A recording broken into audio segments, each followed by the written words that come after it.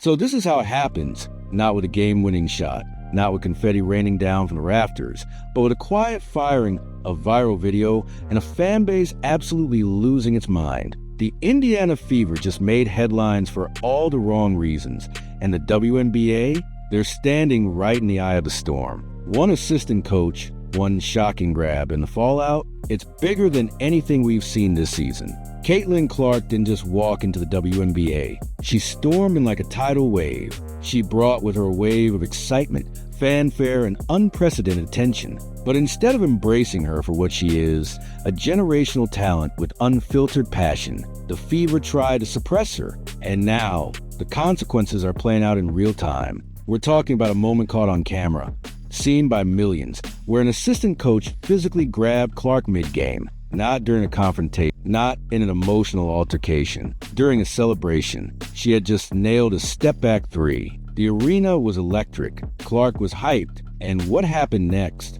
Absolutely insane. Instead of high fives and cheers, she got yanked, literally. The assistant coach reached out and grabbed her arm like a parent scolding a child. It wasn't just jarring, it was disturbing, and it exposed something far deeper than a sideline incident. It revealed a toxic culture within the team's hierarchy. Because what followed that grab wasn't just awkward, it changed everything. Clark didn't re-enter the game. She wasn't the same player. Her energy, gone. Her emotion, muted. It was like watching someone switch off the lights on one of the brightest stars in the league. The internet erupted. Fans were outraged. Media commentators demanded answers, but the Fever stayed silent. And when they finally acted, they fired the assistant coach, but not with transparency, not with accountability. Just a generic statement about philosophical differences. Please, that wasn't a difference in philosophy. That was damage control. A coach physically put their hands on the league's biggest draw, and the organization tried to spin it like it was a coaching disagreement? Come on, this is bigger than one coach, bigger than one moment. It's about how the WNBA handles its stars. And right now, they're fumbling the bag in historic fashion. Caitlin Clark isn't just a player. She's the engine of the league's growth. And they're treating her like a liability instead of an asset. Let's be clear. If this had happened to any other player, heads would have rolled immediately. The only reason this coach got fired is because the video went viral, because the fans demanded justice, because the media wouldn't let it slide. And that raises the most chilling question of all. What else is happening behind the scenes that we're not seeing? If this was a behavior caught on camera, what's going on when the cameras aren't rolling? You don't silence a star like Caitlin Clark. You don't pull her mid-hype and expect her to keep smiling. You don't clip the wings of a player who flies on adrenaline. But that's exactly what the Fever did. And now, they're scrambling to clean up the mess. The real story isn't the firing. It's the culture that allowed it to happen. It's the control tactics, the emotional suppression, the obsession with image over authenticity. And most of all, it's the blatant double standard. Because let's not pretend this happens to male athletes. Let's not act like Steph Curry gets benched for smiling too hard, or LeBron gets scolded for hyping up the crowd. No, they're celebrated. But Clark, she gets benched. This isn't about keeping things professional. It's about power. And the Fever abused theirs. They tried to mold Caitlin into someone she's not. And now they're shocked that it backfired? Please, everyone saw this coming except the people in charge. And while the coach may be gone, the wound is still wide open. The fans are still furious. The media is still circling. And Caitlin, she hasn't said much. But her silence, it's deafening. Because when a star like Clark goes quiet, it means something's deeply wrong. The fire's still there. You can see it. But it's been dimmed, not by an opponent, not by injury, but by her own team. So now the spotlight's on the Fever front office. What are they going to do? Keep trying to control her? Or finally let her be who she is? Because make no mistake, Caitlin Clark isn't going to conform. She was built to lead. And it's time the WNBA stopped getting in her way. And in today's video, we're breaking down every layer of this controversy, from the viral video to the systemic silencing of Caitlin Clark. So buckle up, because this isn't just a story about basketball. It's a story about identity, power, and the fight for authenticity in a league that desperately needs it. It was supposed to be a routine game. The Fever were dominating. Caitlin Clark had just splashed a cold-blooded step-back three. The crowd erupted. Fans leaped to their feet. Even the opposing bench couldn't help but react. But in that moment, when most teams would lean into the hype, fuel the fire, the Indiana Fever did something unthinkable. They pulled the plug. As Clark jogged back to the bench, buzzing with adrenaline, ready to celebrate with her teammates, an assistant coach stepped forward, and with the eyes of the crowd on her, she reached out and grabbed Clark by the arm. It wasn't subtle. It wasn't professional. It was aggressive. And the message it sent? Devastating. This wasn't discipline. It was dominance. It was about control, not coaching, about image, not inspiration. And it was all caught on camera. The video spread like wildfire. Twitter lit up. Instagram reels exploded. Reddit threads piled up. Did that coach just grab Caitlin Clark? People asked. But the real question wasn't about what happened. It was why. Because from the outside, it looked like Clark was being punished for being herself, for showing emotion, for giving fans what they paid to see. And that's when the narrative shifted from a weird sideline moment to a full-blown scandal. The Fever issued no immediate statement. The coach remained on the bench for days. And meanwhile, Clark's game, it changed. She didn't re-enter that game. And in the following matchups, she looked like a different player. Gone was the swagger. Gone was the fire. Instead, we saw someone playing safe, hesitant, almost detached. Fans noticed. Analysts noticed. Even opposing players noticed. Something had broken in Caitlin Clark. And it wasn't physical, it was emotional. This is an athlete who built her brand on intensity, who drew millions of viewers because she felt the game in her bones. She fed off the crowd. She thrived in chaos. But after that incident, she looked like a ghost of herself. And that's the tragedy of it all. Because the Caitlin Clark who put women's basketball on the national stage didn't arrive to be molded. She came to lead. She came to change the game. So when a coach grabs her like that in front of everyone, it's not just about contact. It's about containment. It's about trying to turn a wildfire into a candle, and then wondering why it doesn't light up the room. The assistant coach was eventually fired, but the damage was done. Clark's numbers dropped. Her minutes fluctuated. And the Fever? They tried to pretend it was all business, as usual, but it wasn't, because the entire basketball world saw the truth. This was a superstar being sabotaged from within. And the fans? They weren't having it. They took to social media,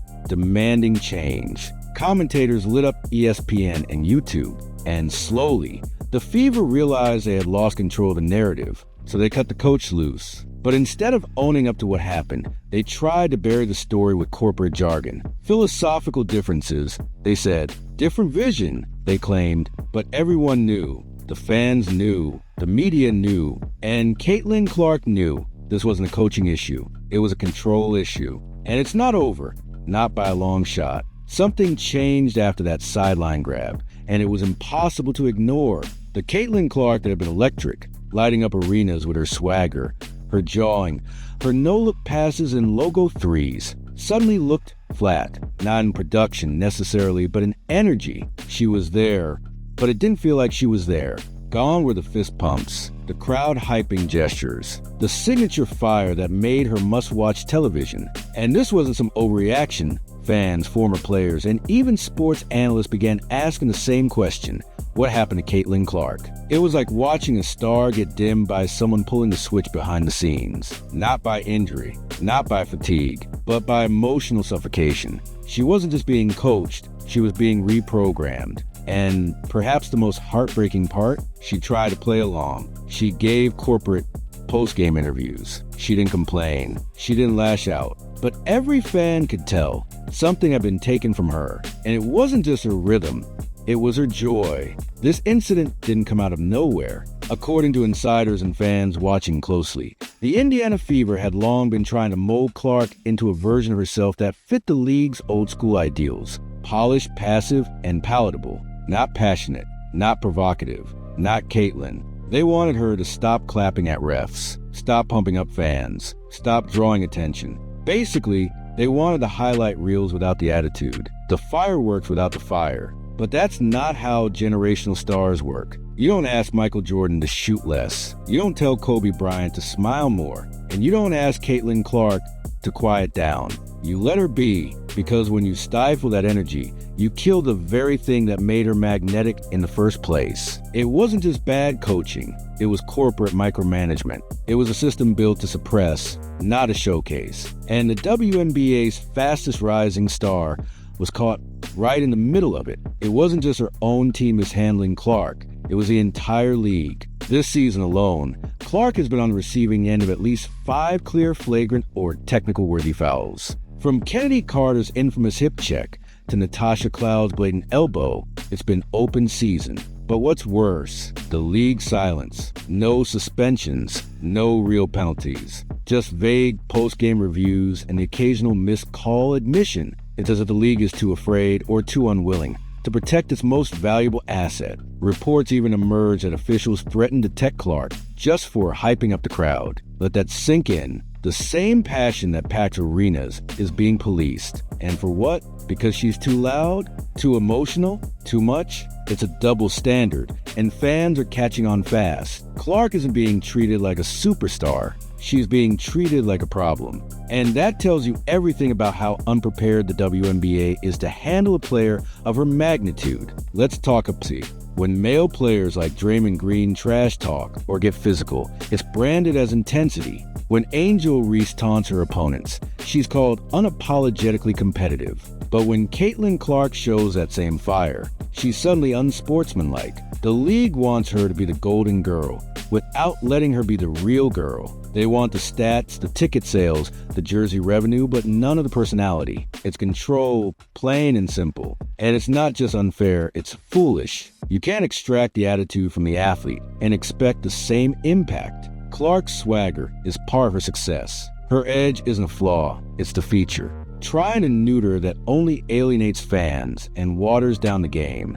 The WNBA needs to evolve, not sanitize. And right now, they're fumbling a once-in-a-generation opportunity. The media didn't hold back. ESPN, YouTube creators, and social media outlets roasted the Fever's leadership. Hashtags like #FreeCaitlin and #LetHerCook exploded across X and TikTok. Everyone saw the truth, and they weren't buying the front office spin. Even more powerful was the silence from Clark herself.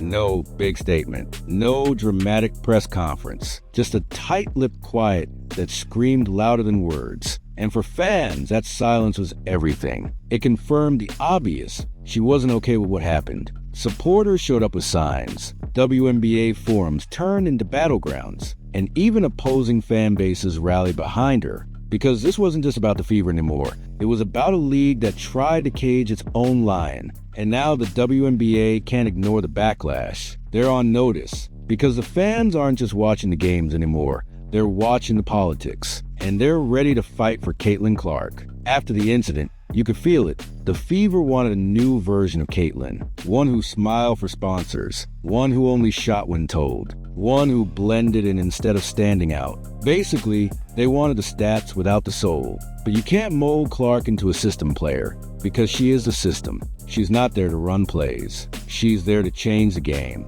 Her entire career has been built on disruption, not discipline. And when the Fever tried to suppress that spark, they didn't just hurt Clark, they hurt the team. Her minutes dropped. Her playmaking disappeared. The magic was gone. It's like asking a rock star to stop improvising mid-solo. It doesn't work. You draft a player like Caitlin Clark to lead, not obey. And the second you forget that, you lose the very edge that made you dangerous. The wildest part? The WNBA had never seen numbers like this. Caitlin Clark's debut game drew 2.1 million viewers. Her jersey flew off shelves. She was a reason TV cameras followed the Fever everywhere. And yet, instead of letting her be unapologetically herself, the league and team tried to sanitize her. They tried to turn her into some kind of pageant queen, polished, well-behaved, emotionally muted. But fans didn't fall in love with that version of Clark. They fell in love with the trash talker, the game changer, the competitor who barked at refs, waved off defenders, and hit threes from 35 feet. The prom queen approach may work in marketing departments, but it doesn't fly on the court. And the WNBA learned that the hard way when fans started tuning out. The fire was gone. And with it, so was the magic. Make no mistake, this coach getting fired wasn't a solution. It was a warning shot, a message that fans are watching, that media is listening. that players like Caitlin Clark aren't going to be reshaped to fit someone else's mold. The Fever tried to paint it as a mutual parting of ways, but we all saw the video. We all felt the tension. That firing was a cost of trying to silence a storm. But it's not enough. The damage has been done. The front office still has questions to answer, and the league still has to decide. Will it continue this outdated approach, or will it finally embrace what Clark represents? Because if they don't change course now, they risk losing not just a player, but an entire generation of fans that came with her. The real Caitlin Clark is raw, fiery, unfiltered. She plays with joy and edge and grit. She isn't built to be managed. She's built to be unleashed. And the league's only path forward is letting her be exactly who she is. Trying to turn her into something else, into a bland, corporate-friendly version of herself, will only alienate the people who showed up for her in the first place. The fans don't want scripted. They want soul. This isn't just about basketball anymore. It's about identity, about how we treat women who don't fit into boxes, and about whether the WNBA is ready to truly embrace what modern greatness looks like. Clark's still standing, still playing, and now that the coach is out, maybe, just maybe, we'll finally see the return of the real Caitlin Clark. Not the one they tried to manage, but the one who's ready to take the sport over, because you can bench her, you can quiet her, you can even try to rebrand her, but you can't stop Caitlin Clark from being Caitlin Clark. And now, the whole world's watching.